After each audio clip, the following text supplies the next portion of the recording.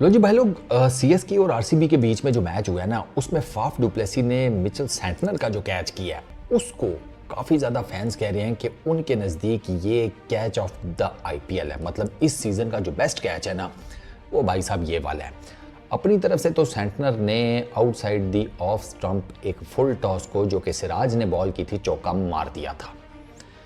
ये भाई साहब डुप्लेसी ये खड़े थे 30 यार्ड के अंदर, यानी कि सर्कल के अंदर।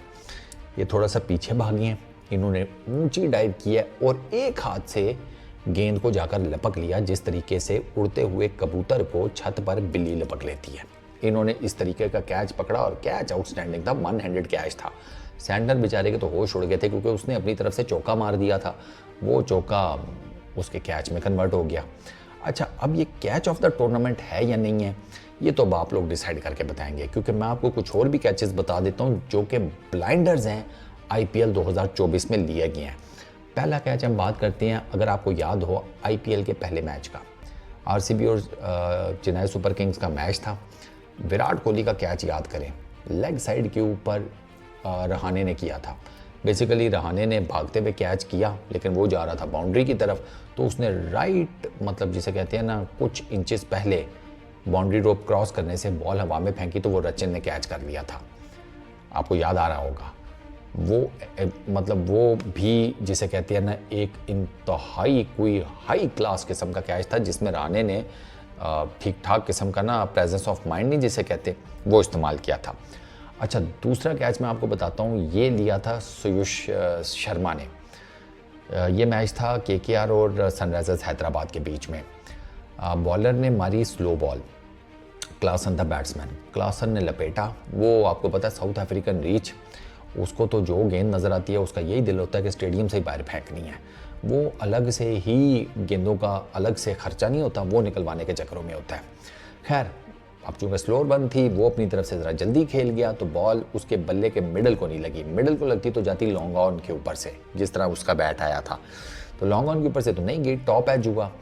शर्मा जी खड़े थे शॉर्ट थर्ड मैन के ऊपर, बॉल गया हवा में और बॉल जा रहा था पीछे की तरफ। तो शर्मा जी ने ना, वो जिसे कहते हैं भागते हुए, वो जो पीछे की तरफ आप कैच लेते हैं ना, जो आपके सर के ऊपर से आ रहा होता है और आप यूं करके भागते हुए उसको यूं करके देख रहे होते हैं, शर्मा जी ने लिया उस टाइप का कैच, और आउटस्टैंडिंग कैच जिसको कहते हैं। क्योंकि ये कैचेस क्रिकेट में ना कहा जाता है कि ये जो आपके सर के ऊपर से गेंद आ रही होती है और आपने यूं उसको करके भाग भी रहे होते हैं, देख भी रहे होते हैं और पकड़ना भी होता है, ये कैचेस क्रिकेट में कहा जाता है कि सबसे मुश्किल कैचेस होती हैं। इसमें आइडिया नहीं हो रहा होता, क्योंकि आप बॉल के पीछे इस तरह भाग रहे हैं कि बॉल आपकी तरफ आ रही है और आप बॉल के पीछे भाग रहे हैं। मतलब समझ रहे हैं ना, ये एक अलग सी ही ट्रेजेक्टरी बन रही होती है। तो वो इनको क्रिकेट की जिसे कहते हैं टर्मिनोलॉजीज में ना सबसे मुश्किल कैच कहा जाता है। तो सुयुष शर्मा का जो कैच था ना, वो भी बेहतरीन था। अच्छा, फिर एक कैच MS धोनी ने लिया गुजरात टाइटंस के अगेंस्ट, आपको याद होगा, डाइव करके जो MS धोनी ने कैच लिया था 42 साल की उम्र में। हाँ, फाफ डुप्लेसी भी बाई दी भाई याद आ गया, 40 साल का होने वाला है। एक महीने बाद वो भी 40 साल का होने वाला है। एक 40 साल वाला 1 हैंडर ले रहा है, दूसरा 42 साल वाला डाइव करके ले रहा है, और अपनी राइट साइड के ऊपर। वो ठीक ठाक किस्म का धोनी, मतलब जिसे कहते हैं, वो पूरी डाइव थी भाई, हवा में गए हैं MS फुल टाइम हवा में गए और उसके बाद उन्होंने जाकर वो कैच लिया। इतना कोई आउटस्टैंडिंग कैच था वो। तो MS धोनी का जो ये कैच है, ये भी जिसे कहते हैं भाई फुल टाइम बाकमाल किस्म का कैच है। अच्छा, फिर एक कैच लिया मरकंडे ने, आपको याद होगा, KKR और सनराइजर्स हैदराबाद का मैच था।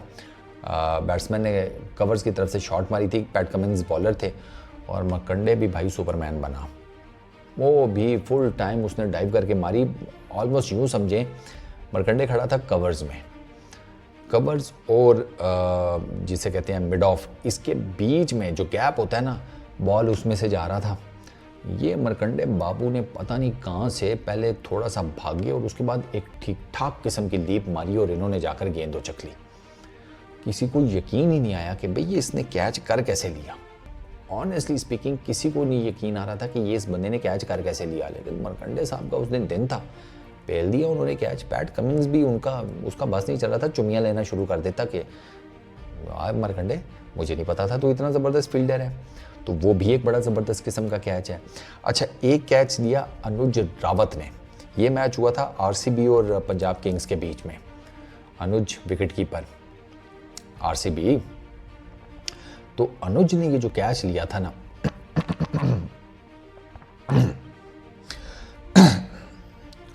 तो अनुज ने बेसिकली विकेट कीपर जो था उन्होंने ये जो कैच लिया, ये लिया था अपने सर के ऊपर से। ये भी 100 कैच है। वो बॉलर ने, बैटर ने शॉट मारी, टॉप एज हुआ, बॉल पीछे की तरफ जा रहा था। अनुज की ना इस कैच की सबसे फिट बात यह है कि उसने जो अपनी डाइव की ना, वो जो पीछे एक हाथ से उसने डाइव किया, वो उसने टाइमिंग इतनी परफेक्ट मारी ना कि आप, वरना वो कैच इसके हाथ से पीछे निकल जाता। इसकी डाइव मैं आपको बता रहा हूँ कि एक आधा मिली सेकेंड भी आगे पीछे होती ना टाइम में हेरा फेरी, कैच इससे पीछे गिर जाना था। लेकिन इसने इतनी परफेक्ट किस्म की डाइव मारी कि एक हाथ से इसने गेंद उचक लिया।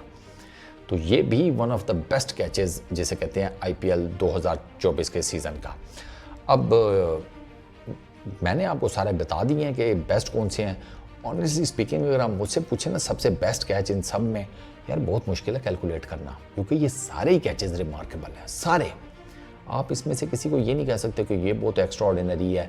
हर कैच की ना कोई ज्योमेट्री है ना। डुप्लेसी ने डाइव मारी, timing, jump, each and everything perfection. Anuj की डाइव परफेक्शन, मार्कंडे की डाइव परफेक्शन, धोनी की डाइव बेहतरीन।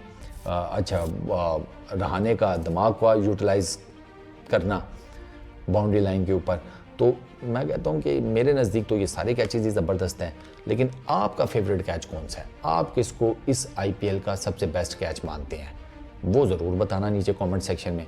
इवन अगर डुप्लेसी का भी आपको लगता है तो बताओ, देख लेंगे यार कि आप में से किसको कौन सा कैच सबसे ज़्यादा पसंद आया। इस वीडियो में इतनी। अपना बहुत ख्याल रखना। नेक्स्ट वीडियो में मुलाकात होगी। Peace out.